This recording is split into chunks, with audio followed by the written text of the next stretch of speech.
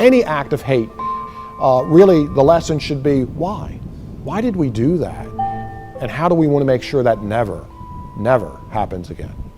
His face, his eyes are old sketches.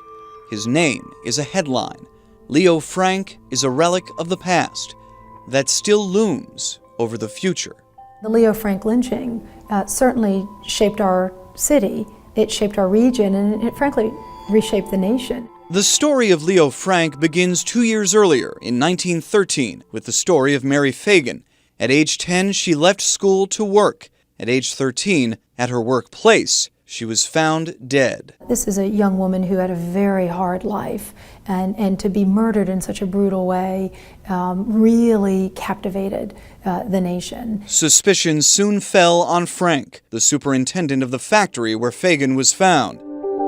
Frank's trial quickly became about more than law. You have this southern white 13-year-old girl who is murdered at the hands of what becomes this stereotypical evil northern foreigner. He was the ultimate New York Jew living in the South. And that brought out for a lot of anti-Semitism that laid beneath the surface in the South. The police work was shoddy. There were just a whole host of things that would lead most scholars and lawyers to conclude that the outcome was not legitimate. The outcome was guilty. To this day, it remains up for debate.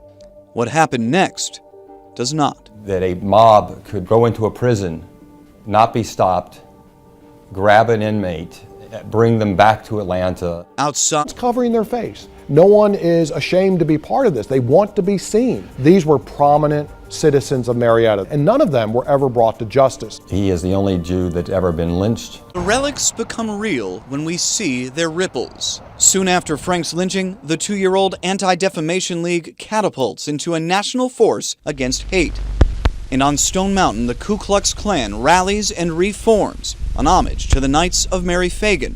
Both the ADL and KKK exist today. Many white supremacists still have that actually etched as a tattoo. The white supremacist movement sees Leo Frank as a win for them. Even today? Even today. Today's Atlanta holds more than 100,000 Jewish residents and far fewer acts of anti-Semitism. Starting Monday, the Southern Museum in Kennesaw opens an exhibit in Leo Frank's name, mere miles from his death. The question always remains, how far have we come? But the lessons of Leo Frank still shine 100 years later. We're just 2 months shy of 9 people in Charleston being murdered for being African Americans. There are still plenty of groups that are facing hatred and discrimination. We have to continue to fight to make our society a better place.